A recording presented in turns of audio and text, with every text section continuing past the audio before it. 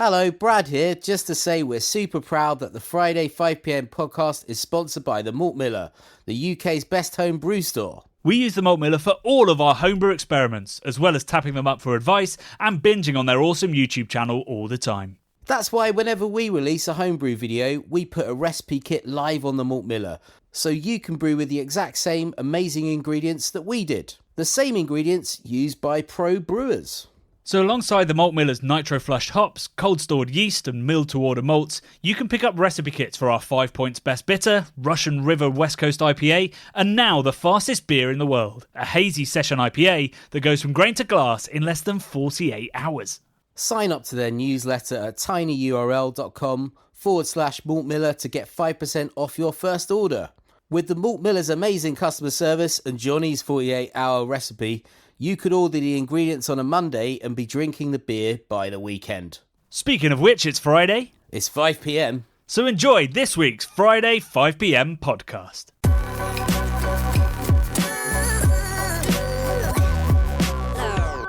It's Friday, it's 5pm, and this week it's a red letter week, Bradley. A red letter week, okay. Yeah. Because we have, for the first time in a while, new merchandise on our web shop. I know, pretty exciting, Johnny. You've even sampled it in the flesh, on your flesh, haven't you? I've seen you posing. You've made that sound darker than I'd have liked, but yes, I have sampled it on my flesh. I'm wearing it right now. Are you? So you've worn it 2 days in a row just for the viewers? Well, I put it on for the photo, then took it off. Are you trying every single one that we've ordered on, just from XXL down to small? I want to get the sizing right. I also thought I could sell them for extra money if they've touched, as you've so delicately put it, my flesh. Yeah, only cans. This is the only cans account finally happening. We're just going to slightly soiled merchandise. I'm not soiling them, Bradley. Well, I smell great. I like to think I smell okay. Mm-hmm. Yeah, you do. This has taken. I don't know what I expected, but yeah, this has taken exactly the turn that I should have expected at the very least.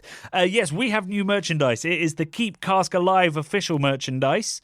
It is hand-stitched on a premium T-shirt stock, Stella stock, which feels very nice on my flesh.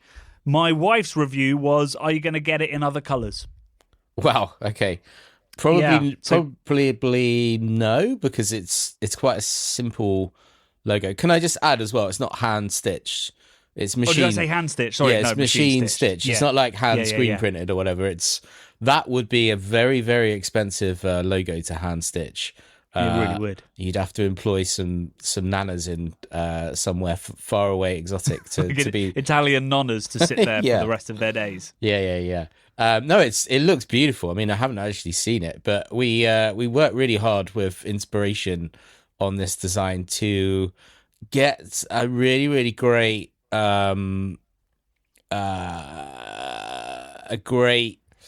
Oh my God, Johnny, my brain's gone. We worked very, very hard with inspiration to make sure that the embroidery was very, very tight. Like the typography looks legit amazing on it. If you look at all of the angles that the embroidery takes as it goes around, it's like a miniature world of excitement, Johnny. There's something quite amazing and different about embroidery. It's our first embroidered product. I did float the idea of getting the hats. Well, the hats. Sorry, the hats. Second embroidered product. I wanted a sample hat of this as well, but I was told we didn't have time, essentially, because we're slowed down the order. Yeah, we're near the end of the project, so we needed to get these things ordered. They do look bloody awesome. Different colour, probably not. What colour would you go for, Johnny? Would you go for like beer colours, maybe like a stout kind of brown? No, I mean, I think our army green could look nice. Oh, really? Okay, yeah, interesting. And also, I was thinking of like an almost kind of turquoisey. There's a nice Stella kind of slightly bluey green color that might look nice. But I mean, let's sell through this stock first. Yeah. Let's check that there's demand for it. It does seem like there's demand for it. I think we've already run out of one size.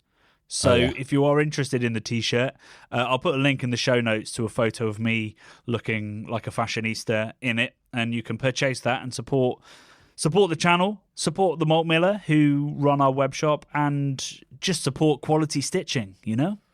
Quality stitching, it keeps the lights on at Keep Cask Alive towers.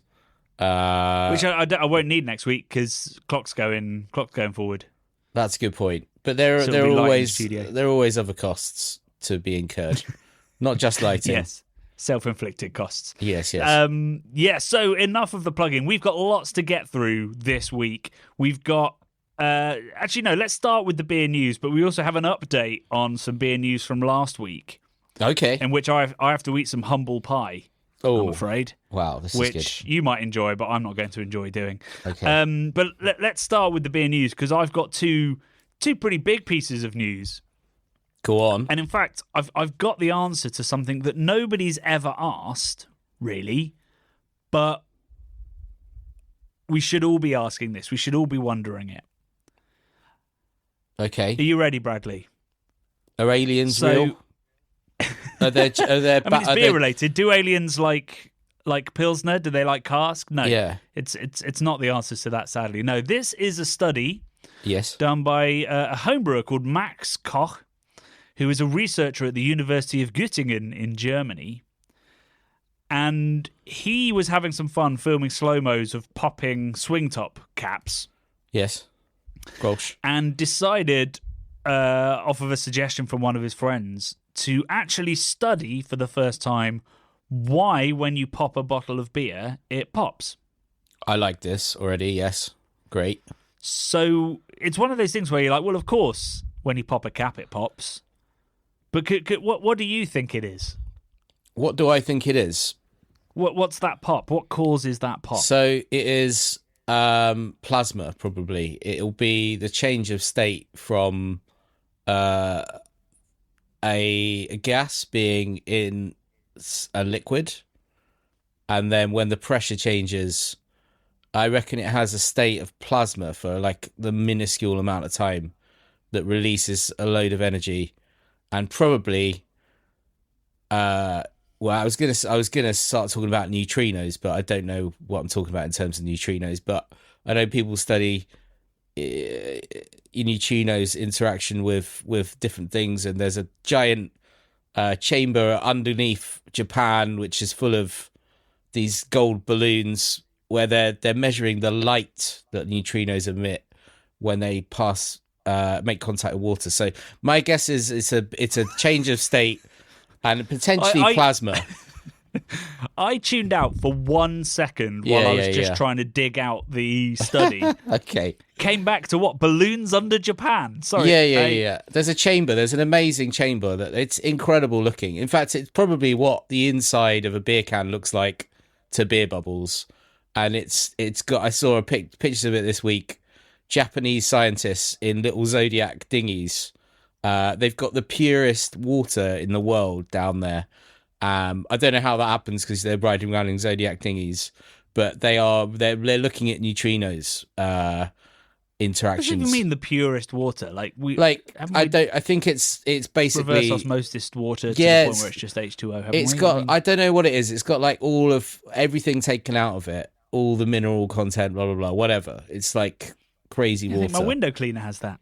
I don't know, mate. All I'm saying is I've seen this thing that looks like the inside of a giant beer can. And they're looking for neutrinos. So my guess is also, isn't that a cereal? Plasma. Yeah, why not? Okay. Neutrinos. Is it? It sounds like a great cereal. Is it plasma, Johnny? No. Okay. So I get, to some extent, the answer is kind of what you expect it to be, but the science behind it is a little bit more interesting. And I hope your physics is up to scratch, because mine certainly isn't. It's taken me a long time to get my head around it, and I haven't quite.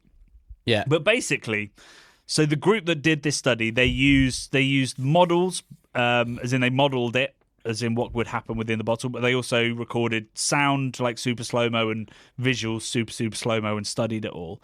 And what they found was that the sound emitted by opening a pressurized bottle with a swing top lid it's not like a single shockwave of like the gas escaping or whatever it is. It's actually a very quick sound. Which is a bit like what we might make when we take the first sip. Okay. But what this high-speed video recording captures is that within the bottleneck, they captured condensation vibrating up and down in what's called a standing wave. So where like essentially two waves cancel each other out and it stays in place. Yeah. So this creates a slow, super loud noise. So what you're saying is when you open a bottle of beer, it's basically forms a didgeridoo in the neck of the beer. Something like that. A slow resonating noise. Yeah. This didgeridoo is as loud as the turbine of an aeroplane within the bottleneck. Yep. Get out. That's how loud it is. You're going to blow your eardrums if you're inside the bottle. If you were inside that bottle. If you had like a little creature in there. Wow. Trapped. Yeah, they'd be deaf. Oh my God. They'd also possibly be dead, because the other incredible thing they found is that when you pop that cap, there's an incredibly quick, incredibly intense cooling effect. Yeah. This is, and the air temperature gets down to minus 50 degrees. This will be a change in states. Surely this is to do with plasma and stuff. Like, this sounds very plasma-y. But anyway, I like the standing wave. That sounds amazing. And the low resonation that sounds like an when it opens. Like the beer is really, almost really quick. Almost going along with you when you're about to enjoy it. That's it's great. A nice thought, isn't it? I love that. But yeah, so that rapid drop in temperature is to do with the sudden expansion of the carbon dioxide in air when you pop it open. Yeah, states changing. Yeah, which is also why, and this will be very. I don't know if Simon Real Ale Guide listens to this podcast, but this explains the smoke on the opening. The smoke on the opening is actually didgeridoo standing waves. No. So the standing wave, I don't think is the smoke. That's the massive chilling effect that's happening. So you're essentially vaporizing, making vapor out of plasma. Out of these that gases. is vapor. There'll be scientists at home like pulling their hair out at our explanations. When I said plasma, that is a vape. That's like vapor. It's vaporizing essentially. You said plasma quite a lot, but I don't really know what you mean by that. Yeah, it's a different state. Like you've got obviously like steam and frozen ice and water, liquid water, and all this kind of stuff. Plasma is like a different state. I love it, Johnny. Okay, so it's a fourth state. It's it's the best. I think it's the best beer news you've ever told me. I love it. Yeah, I mean it's pretty good, isn't it? It's pretty good. This is. I'm great. now googling plasma. Yeah. So yeah, it's a fourth state of matter distinct from solids, liquids, and gases, characterized by a partially ionized gas. Yes, this is plasma release. This is plasma. The smoke on it. I think it says it's a hot, charged state of matter, but we're talking about a cold state of matter. So with what you're saying is we've found a fifth state of matter that is only released from a beer. So what a scientist needs, Max Koch, great name, Max Koch. You've won the lottery there, or lost the lottery. I don't know which, but your name is Max Koch. Probably had a tough time at school, Professor but you had a Max chat up line Koch. when you got to university. Yeah, I'm Professor Max Koch. Anyway. I love it. So yeah, that's why bottles make a sound and smoke when you open. Thank you very much, the University of Göttingen. So hang on, did he start the research because some friends dared him to? Is that what you said? No. He did these super slow-mo videos of him popping caps, and somebody went, "Oh, that's interesting. We should do a study on why there's smoke and why there's not smoke. It's not smoke. Yeah. Damn you, Simon. Why there is visible gas, steam. Yeah. I don't know plasma. Maybe. And why does it make that very specific sound, basically? Interesting. I need to see this footage now. We need to make a video about the science of beer in this sort of. See if we could team up with the slow-mo guys. Yeah, they're still. I remember them being huge when we started YouTube, and they're still just filming things in slow-mo. I don't understand how. How that's a business model. Because it's cool, man. Filming shit in slow-mo is amazing.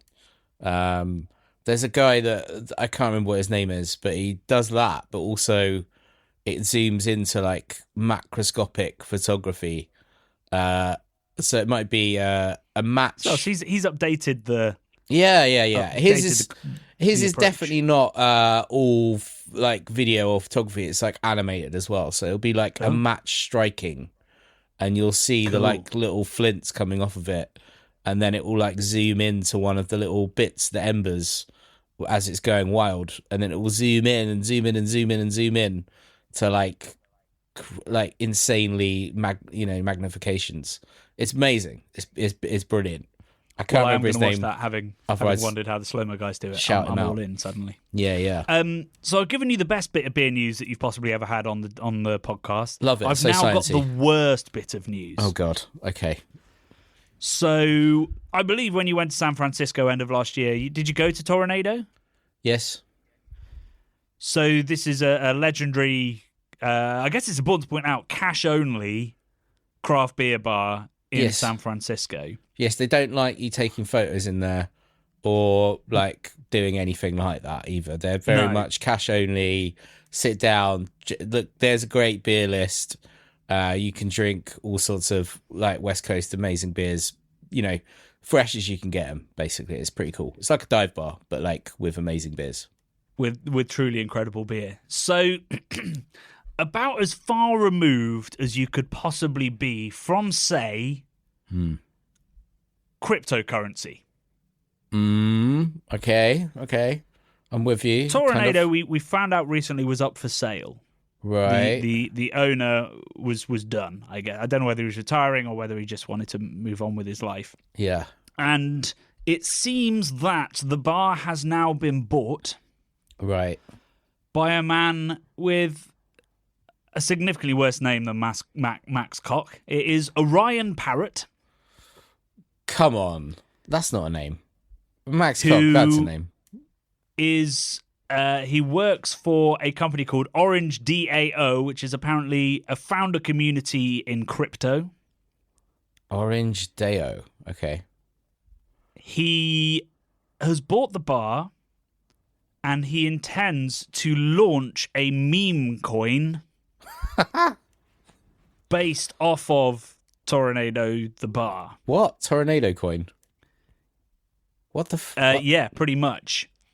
What the Now, let me just read. So this news, which has been, I guess it's a bit of a scoop from the San Francisco Standard, who basically, he shared this in his Telegram chat, private Telegram chat called Crypto VC Deal Flow.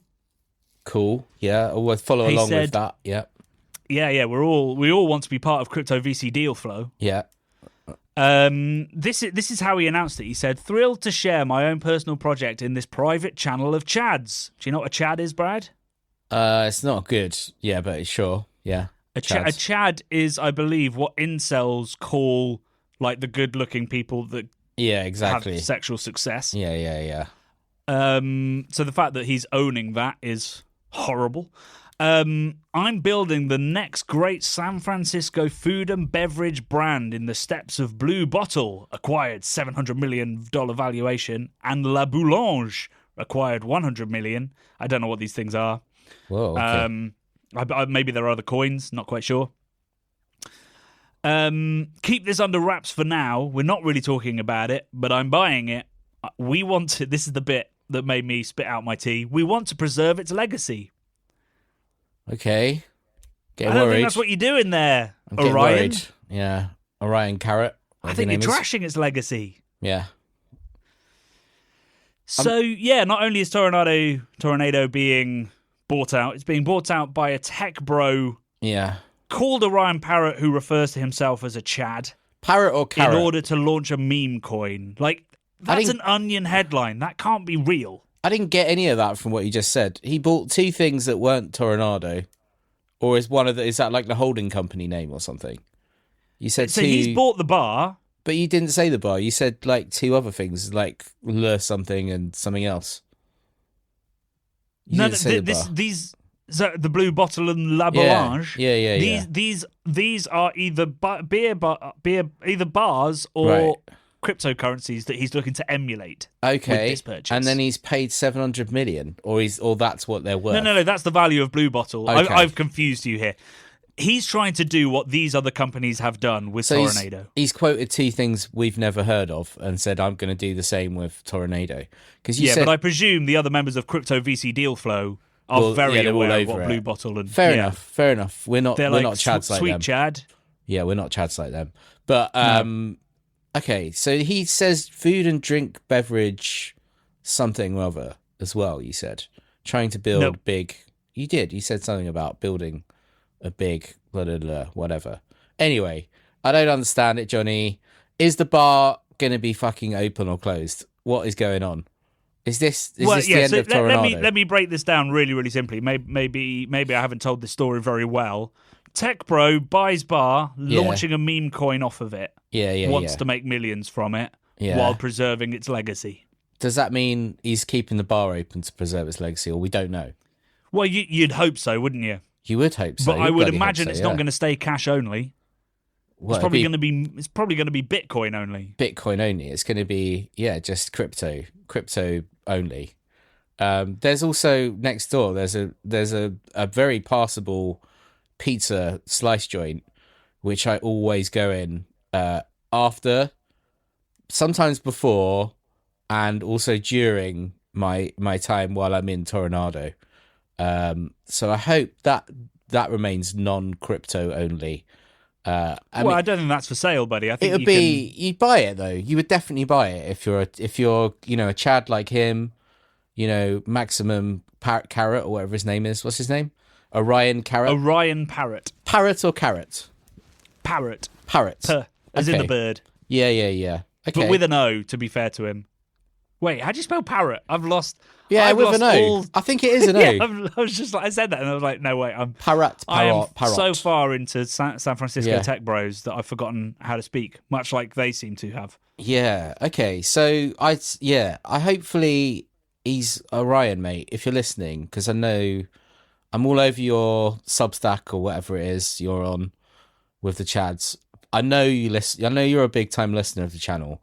Please don't destroy Toronado. It's one of my favourite places to drink on the West Coast.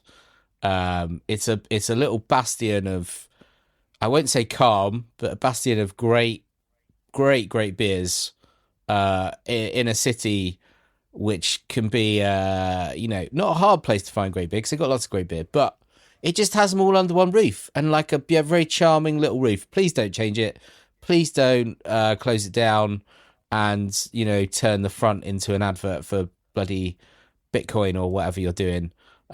Just please keep things as they are. That's how you truly respect stuff, is by not changing it when you buy it. Yes. That's how you preserve legacy to some extent. Yeah. Or at least it's slow. It's slow. Revolution. Maybe bring a card machine. Wow. I wouldn't be against that. Just before we finish, I just want to quote Aaron, 41, and Cody, 37, from the same article, who did in fact put a bid together to buy the bar but couldn't come up with the money in time. They describe themselves as skatebirds. Okay. Like me and they said that, no. One of them says, it's not clear who says this, whether it's Aaron or Cody, but they said the sale to a crypto investor who wants to launch some kind of coin feels like bringing a Tesla to a hot rod meet. And I like that. I like that as an image. So Toronado may be done, basically, is what we're trying to say. And we had a wonderful time when we went, and you had a wonderful time when you've been a couple of times since, I think, and possibly previously. So hopefully it's not. But yeah, there you go. I've given you the best news story and the worst news story. But you've got a great American-based story. Have I? Which one is it? I can't remember which one I'm allowed to talk about. Our friend Doug again. Oh, Doug. Okay. With March Mildness. March Mildness, Johnny. It's pretty cool. It's what all the kids are talking about over stateside.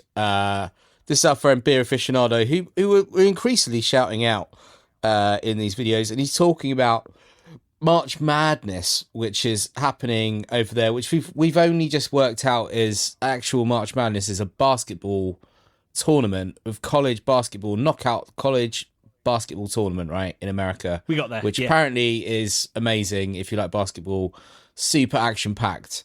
And Forest and Maine and some other folks do this thing.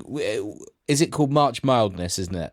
It's called March Mildness. I believe it was invented by Machine House Brewing, which is in Seattle. Yes, we actually covered them when we did our Lockdown Cask live show. Yeah. And we got breweries from all over the world that made casts to send in videos of their breweries. They were one of those that did that. Okay. So we have interacted with them, and they invented March Mildness, which is essentially cashing in on basketball being, at the front and center, but making it all about mild and saying, hey, let's drink mild while watching basketball. Yeah, which is amazing. So he's commenting about the beer temple, which I believe are in Chicago. Chicago, yeah, I went when I was there in Yes, 2023. I haven't been able to go there yet, but it looks great. The beer temple in Chicago, and Forest and Main Brewery, who we love, and we've had cask beer with them. They are having competition to see who can sell the most cask in a March mildness. The most mild. Mild, sorry, The most mild. cask mild. English mild, yeah. Which is an underloved, underappreciated style anywhere, let's be honest, but especially in America. So it's very cool to see East Coast happenings. And they've been doing this for a while, haven't they? This has been going on for a good while, I believe, the March Mildness. Well, certainly March Mildness. Yeah, I don't know if this is the first time that they've done sort of a head-to-head, the Beer Temple and Forest and Main. But it's a cool idea to sort of... Because obviously the cliche about mild is that, you know, beer lovers generally really like mild. Bar owners generally love mild, but it just doesn't sell. Just ties up a line forever because generally you casual drinkers don't. So having a competition to see how much you can sell is a kind of hilarious because obviously it means that you're pushing the least popular style possibly in the world. But it's also amazing because it is going to increase the turnover of this beer, and there's going to be loads of people that have never tried mild that will end up doing it to be part of this competition. And the video that Doug showed of the beer being served at the Beer Temple, it looks in prime condition. The frothy boyness. Looks great. Yeah, it does, doesn't it? The head on it looks amazing. So they've done it well. I'm assuming the mild is a Forest and Main mild, is it? I'm guessing so. Yeah, the Beer Temple. It is, and in the video, they've got a live ticker on a screen. March Beer Mildness. Temple is dicking all over. It's like double the amount of sales. 465 to 284 from Forest and Main. At that point, which was a few days ago. So hopefully they've had a bit more throughput since then. And I like there's a mild.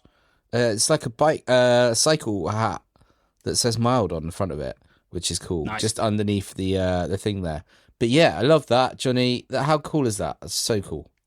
Great stuff. Yeah, it's a wonderful story and exactly the kind of thing that could make it into Keep Cask Alive Season 3, hey? Oh, I love that. I love the idea of that. I mean, Forest and Main, I think they've gone from strength to strength since we saw them. But I really found them quite exciting as an American brewery in the sort of all the different styles they were doing. Their kind of wild stuff was amazing. The fact they love cask, their location. I think they might have changed their location now, but absolutely, yeah, they're not in the old townhouse anymore. Yeah. No, it was a charming location they were in, and it was very ramshackle and amazing. That like building that they, you know, where you could drink was like a sort of Victorian house. I think it was a Victorian house. It was just I don't know whether the Americans would call it Victorian. They might not call it Victorian, but yeah, it was like a 19th century townhouse on a street, like a nice, you know, white picket fence kind of street. It was bonkers, a place to be drinking and hanging out. It was very cool. We should put a link to the video that we made there in the show notes as well, because we made that a long time ago when we were a much smaller channel, so people might not be aware of it. It's a magical little video. Fantastic. And that whole good dog sort of action if you're into dogs. Yeah. And also if you like Bluey, because it's that breed. Oh, there's a blue healer in it. Oh, right. I can't remember that. Yeah. Awesome. Smart, stocky dogs. Yeah. Very smart. Cool. So, yeah, that is our beer news for this week, along with, obviously, our T-shirt sales.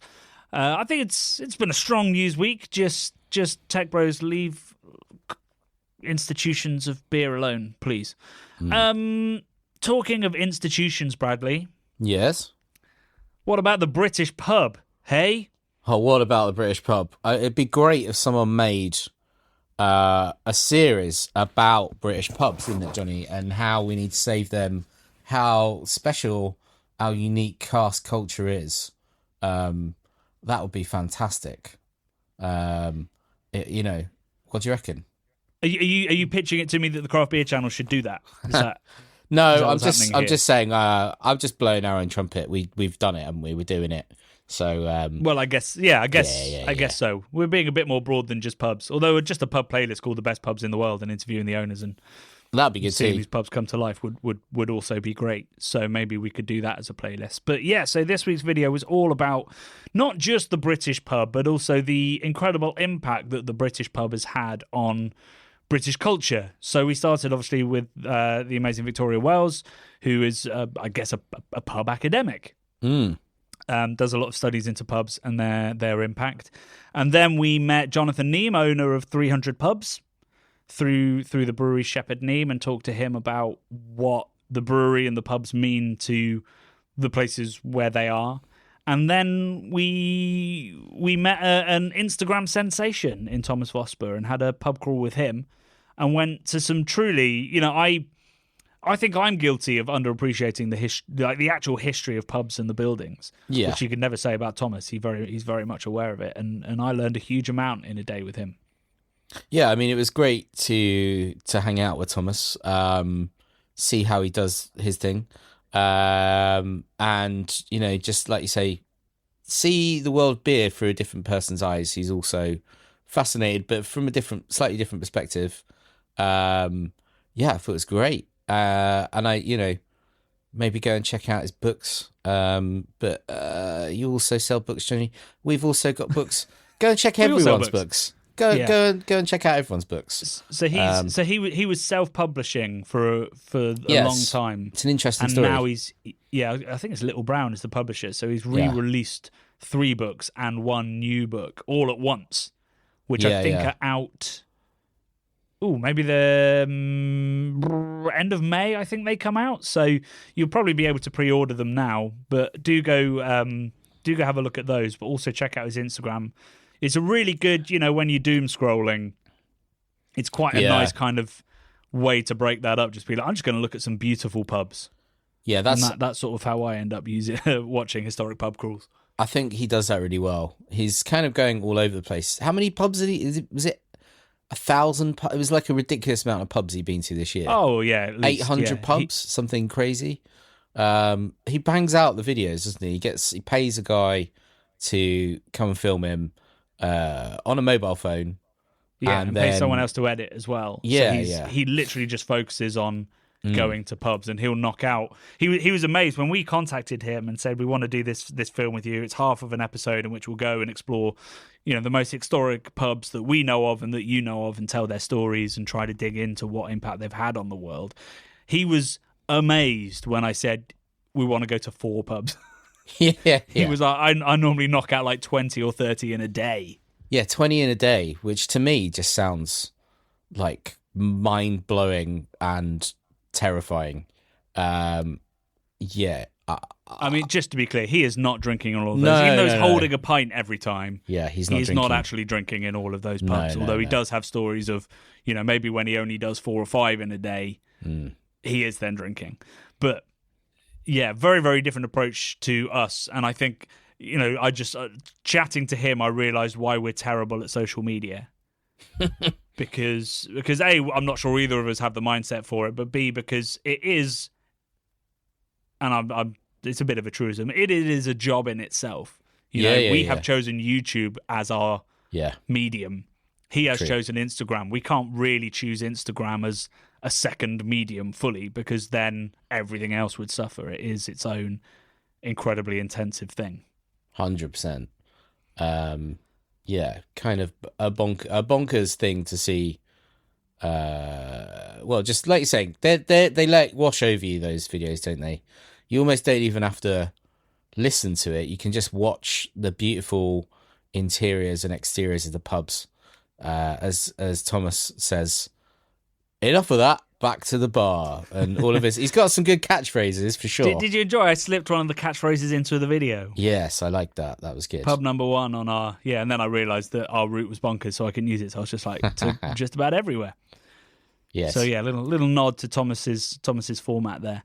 So massive thanks to him. Do go check out his books. It's an interesting thing. So the first 2 videos of Keep Cask Alive that we put out did extraordinarily well views wise, lots of lovely comments, and then the next 3 have done pretty well views-wise. Had lots of lovely comments as well, but not as big. And I was a little bit worried about this one because I thought it's even more niche. Yeah. It starts with a 10-minute interview with an academic, and I was like, I worry that this might tank a little bit, even though I think it's pretty good. And it's absolutely flown. And the comments are just heartwarming. Just endless, wonderful stories of people and what pubs and beer means to them. People loving the stuff that we've put together. Just endless kind words, which you can't often say about the internet. No, I mean, it's great, isn't it? We've got people like Mr. Flying Guy, brilliant episode. They're all excellent and have helped me choose cask over keg on a few recent occasions. That's nice. I like that. That's real world changes, Johnny. But yeah, all the comments are just full of people telling us how good we are, basically, which is lovely. Tap Hauser. Honestly, guys, this is first class. This is better than TV productions. Well done to you all. Great watch and learnt a lot at the same time. This should be an educational video for British people, including our elected politicians. Amen to that. Ben Riley said, this is the best episode yet. Just a quick observation. This relates back to the previous episode on the sparkler argument. A lot of your B-roll footage shows beer pulled through lines with no sparklers, but a lot of the lines have screw threads on the bottom of the lines, which to me indicates the sparkler was always the norm, and you Southerners chose to take them off. I don't know about that. I don't know about that, Ben. No, I think that's more that they all come with the threads, so that they don't have to make two separate products, one with, one without. Exactly. Why would you make something that's less versatile? If you can make one blank, that's the thing that has the screw on it, then that gives the publican the opportunity, be they north or south or east or west, to decide if they want to sparkle that bad boy or not. Yeah. I mean, if Ben Riley's theory was right, then they just build the sparkler into the swan neck, so there isn't even the option to take it off. Yes, you're right. So sit down, Ben, but thanks for the lovely comment. Have you got any good comments, Johnny, that aren't just saying how good you are? There's lots of lovely things. Lots of Americans just waxing lyrical about our pub culture, which is wonderful to see, because obviously we fetishize their bar and their taproom culture, and it's great that we have something that they see as absolutely iconic and important. And it's something that we've talked about a bit through the series and will in the next episode as well, just this idea that sometimes you have to not be from a place to see what's really special about it. And I think that's definitely true of our pubs. We completely take them for granted. And there was a comment from somebody saying that Shepherd and Neame aren't that well loved within Kent, and I think that's an impression that we've also got. But our point was, and some other people made the same point, it was like, that's because you're from there, and maybe because you haven't thought about the PGIs, the history of the pubs, all this kind of stuff. It's just sort of normal to you. And I think it's one of the main things that we've tried to do with this series, is to try and say to people, what you think is normal is truly exceptional in the world. And it's always worth remembering that. So I got a good comment from a Yank, Johnny. Hit me. Musey on Art said, as a Yank who was able to spend 10 amazing days in England, the cask ales and pub culture were a main reason for my visit. Despite the plethora of craft brews we have all over North America, there is nothing like the cask ales here. Literally nothing like them in the world. I'm so glad you're doing what you can to save these historic treasures. God gave man beer to remind him life is good. Thought that was good. I wish that were true. Yeah, but it's not wrong. And it's everyone, not just men. Cask ales for absolutely. Everyone. Yeah. There've been lots of other comments about the Cheshire Cheese, which I think everybody recognises is a stunning pub, but obviously it's owned by Sam Smith's, and so there was one comment from Not Your Auntie 4784 who took real exception to the fact that we didn't talk about Sam Smith's. Yeah, I saw that. To which the answer is, well, the owner is problematic. They own a huge pub estate of completely empty, boarded up pubs that are crumbling, and also because they don't engage with the press, we don't know anything about them. for sure. All I've really got is a Wikipedia page and their website to get facts, and I'm sorry, that's not good enough for me. I need sources and references, not just what they want me to say or what some nutter on Wikipedia has put. So, if one day Humphrey steps down and his son takes over and they open up the brewery Willy Wonka style and we can all go in and learn about it, then I would love to do a feature on Sam Smith's and dig into it. But as it stands, we can't really. And the other thing to add is that you're not allowed to film or indeed have your phone out in their pubs.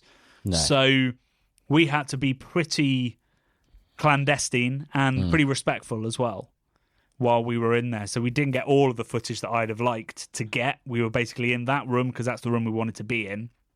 And that's really the only place we filmed inside.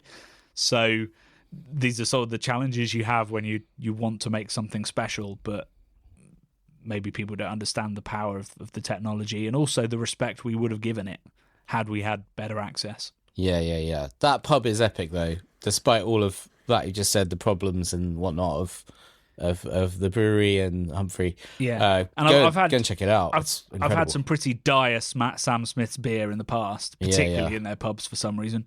Yeah, but the beer that we had was tasting really nice, and it was it was best bitter from an oak cask. That is heritage in a pint right there. So we wanted to include that pub, and obviously Thomas knew something about it that we didn't, which was those books above the bar are real and they are full of history. Oh, absolutely incredible.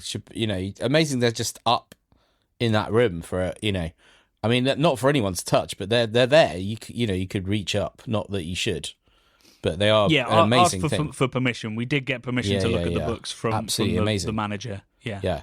I don't know if he knew we were going to wave cameras at it, but he let us reach up and have a look. No, thank you guys for letting us in as well. That was it was brilliant. We had a comment, Johnny, talking about riling people up. You riling people up. Me? You. Yeah, me. Carl Statham, 594, said, "Amazing video, brilliant, but stop slagging Cromwell off. He loved he loved the party and a drink. It's a myth he was a party pooper. Listen to David Crother's History of England podcast to educate on this." So you know what, Johnny? There's your homework. There's my homework. We're gonna learn. I'm gonna dig in. How much Cromwell was a party boy. He was the original Chad. I mean, I would be surprised if this is the case, given... I heard he was devilishly handsome. He was a bit of an incel. No, we can't say that. He was... Well, he's not like he's going to sue you. We will do some more research. Clearly, I have misjudged. I would say that I wasn't slagging him off. I'd never slag off somebody that doesn't drink. That's not what I was doing. I wasn't casting aspersions. I was just under the impression that he was mostly teetotal. Yeah, as was I. And you? I'm not teetotal. I was under the same impression. Oh, you were under the same impression, right? I was like, that is new information. Yeah. Given that we were drinking together last week. Yeah. So I will do my due diligence. I apologise to Cromwell, his descendants, and indeed those that were offended by my words. And yes, I will. As somebody who is always saying to people, "Educate yourselves," I will do so myself as well. Thanks for calling me out on that. Right, yeah. So if you haven't watched that video, obviously the link will be in the show notes. It is apparently the best episode. That's what people are saying in the comments, Bradley. And who are we to argue with them? I think it's brilliant. You asked me with the edit to help you cut it down, and I think I found it very difficult to find anything to cut when I sent you the notes. Well, back, let's be honest. That's always the case. You're a more is more guy. You very much believe. If it's good, get it in. I think so. Yeah, I think so. I think if you're in for watching one of these videos, then you've decided you're going to watch it. If it's 30 minutes or 40 minutes long, either way, you're probably going to watch it because you're sold on the series, you love it, and you want to... More is more, as far as I'm concerned. It's hyper niche. It's hyper niche, isn't it? But yeah, I think when I send it to you and ask for cuts, sometimes we genuinely need them. Like next week's episode is currently 50 minutes long, and that's just too long. But sometimes I ask for the cuts because things can always be tightened. Yeah, true. You know? So Yeah. it's interesting asking you, because then you might say, cut this. And I've been like, oh, I hadn't thought of that. You know? So I always ask the question. But I mean, when we started this channel, well, not even when we started this channel, when we took this channel full time in 2018, we were still making videos where we tried not to go over 20 minutes. And that era is long gone, but that's also kind of the trend on YouTube anyway. Like, shorts have come in, and now that they're 3 minutes long, I think that's going to see a sort of a hollowing out of videos around about 10 to 15 minutes. I think they are going to get longer and longer, and we've seen people have huge success with even hour or 2 hour long videos, which we've had some success with as well, but we haven't made many of them. But some people just rant at a camera for an hour, and people watch it. Sure do. I'm not sure people would watch an hour of me or you rant. Well, maybe you ranting, definitely not me. In fact, that's what this podcast is. So when we go turn to a video podcast, which I still want to do, we just have to work out what we do about you being in your pants. Well, yeah. It will be people sat there watching us rant for an hour. Bradley, I mentioned that I needed to eat some humble pie. You did, and then you didn't eat any. So is it time for no, pie? so I think we could finish this week's podcast. Okay. Well, firstly, with a quick bit of news before we do, which is that we are looking at running a live show, folks, to round off Keep Cask Alive. So next week is the final episode of the whole series. It is basically an update on where we've got to with the UNESCO campaign, and lots of information about how to get involved, and essentially what intangible cultural heritage is, what kind of impact it could have, and the amount of work that we have to do to get it over the line. Where was I going with that? Oh, yeah, so the week after... Yeah. Yeah, no, not Humble Pie yet. Week after next week's episode, we're planning on doing a live show, probably on the 10th of April. Hopefully with Kirkstall Brewing. Yes. So they will put a delicious drink-along pack together. We'll invite Chris Hall from Kirkstall on, and maybe some other guests if we can organise it and get people on. And we'll have a lovely evening drinking delicious beer, talking about cask, and having a nice time. So put that in your diary, pencil it in your diary, 10th of April, and we will get a box live as soon as we can. We're just trying to sort that out. So, on to the humble pie. Oh. So last week, you'll remember, I think it was you, found the news story about the man who had saved the can of Nuki Brown for, what was it, like 39 years waiting for Newcastle to win a major trophy. Yeah. And during that podcast, you sort of said, because the guy that drank it finally said it was a bit metallic. And you said, oh, because like the can's tainted it or something. And I shot it down. I said, no, it's just oxidation. You know, these things are inert these days. And turns out I was potentially wrong on that score. So I got a message from Rob Percival, who works at Lallemand. Yeah. One of the most knowledgeable people about not just yeast but beer itself. Yeah. That I've ever met. And he sent me this message, which he's allowed me to reference, but I'm actually going to read it out. So bear with. Good day, Mr. Garrett. Hope all is well. There's a bit here we can skip about how much he likes Friday 5 p.m. But he says, I have a comment and context. Read the story of the Newcastle fan finally opening a tin of Nuki Brown after 26 plus years and describing the flavour as highly metallic. As you correctly cited, oxygen will play a role in this, but the primary reason for the off flavours was that Nuki Brown and other ales in the Scottish and Newcastle breweries were packaged into steel cans. Whoa. Okay. Once upon a time, in a former life on the production side of brewing, I worked for Scottish and Newcastle. And then in brackets, he's put, I know what you're thinking, there's no way I could possibly be that old. You're right, Robert. I worked in the analytical chemistry side of their UK central labs and did a lot of investigations on final pack flavour stability. We packed up massive metallic stains on some of the McEwen's brands, and when we did some fancy X-ray analysis on the cans, it turned out the seaming process of applying and sealing can lids was damaging the lacquer of the cans and exposing the liquid to metal. Wow. So they were inert, but then that lacquer got damaged. Damn. So yeah, they were finding that they were getting metallic taints within a couple of months, a very short space of time. So basically his point was after over a quarter of a century, that must have tasted awful and not been great food safety wise.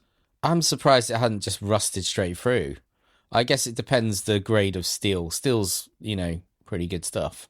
Yeah, I'd imagine you'd have to use some pretty quality steel to package food in it. Yeah. But still, 25 years there's of beer in there. That's wild. So yeah, Rob, shout out Rob. I mean, great. I'd love more if Rob, if you are actually a listener, and like say this week we've been talking a load of nonsense about the plasma states and standing waves in bottlenecks of Grolsch tops and whatever. Please come back to us again. I'd love more scientific input on the Friday 5 p.m. I reckon our listeners would. Yeah. Yeah. I know we've got loads of people in the Patreon community who are also work in the field of science. So send us some that's science what I was stuff. thinking about when I was thinking about people tearing their hair out. I was like, we're going to get lambasted, I think, in the Discord. In a very lovely way, because it's a very safe and wonderful space full of wonderful people. But rightly, I think some criticism's coming our way. I love science. I was at A-level, which is, the thing you do before you go to university. I was studying physics and chemistry in my first year of A-levels. And then I quit them and did graphic design instead, along with English and art and some other stuff. But I love science, but I just, I just, at that point, I realized I'd pivot towards my artistic side. But I've got a deep love of science. So if anyone wants to get more involved, like even if you want to send us in some audio about shooting us down how our science Well, is if people want to read the study and come back to us and explain it in a better way than I did, that'd be great. Please do. We will put that straight into the podcast. Hell yeah. That'd be awesome. Yeah. I should say that I when I was a teenager, I wanted to be a weatherman. I know this. Yeah, that's cool. Which I gave up on at a similar point to the point at which you switched, because they wouldn't let me do chemistry A-level. They said, no, you are not good enough at chemistry to do chemistry A-level. Wankers. So I was like, well, there goes the dream of being a weatherman. Do you need chemistry for? I suppose so, yeah. I met biology. I forget her name. Her first name was Sarah. I can't remember her surname, but she was a famous weather presenter. Yeah. Back in like the late 2000s, it would have been. And I was amazed to meet her. I was like, I want to know everything. How do I get into this? And she had a degree in geography, right? A master's in climatology, and then a PhD in physics. Wow. Yeah, physics makes more sense than chemistry to me. It's physics. Well, I mean, they both matter when it comes to formation of weather hugely. Yeah. Maybe it was chemistry, but she had a science PhD, and I was like, yeah, that's not me. Wow, amazing. So that's never going to happen. Yeah. And yeah, on that note, on the note of dreams being dashed for a 16-year-old boy, it's okay. We've done good in the end, haven't we, Bradley? Maybe we made the right choices. We didn't do too bad. We drink beer for and make films about beer for a living. That's not too bad. Okay. You can drink away those feelings of being not being a weatherman. Yeah. Now everybody knows that my evenings are spent just drinking myself to death and watching weather people going, "You bastards!" Yeah. I'd like to think. Yeah, picture you in a long what are they called? Not a nightgown, but like a nightgown. A dressing gown. Dressing gown. That's the English one, isn't it? Like a dressing gown with your pint, just shouting at the TV. Shouting at the weather. Yeah. Just tomorrow's weather. You're going, no, it's not going to be that. Oh, no, it's not going to be that. Get it right. Yeah, you've got me. Right, so yeah, next week is the final episode of Keep Cask Alive. It is our UNESCO campaign as it stands at the moment, and there are some exciting updates, and in fact we do have a very important meeting that could change everything on Tuesday, which is super helpful when you're uploading on Wednesday. So I've got a very busy Wednesday ahead of me as we hopefully include some great updates. But until then, have a great weekend.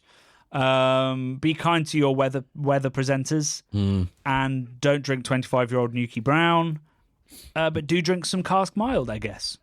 Hell yeah. Love and beer.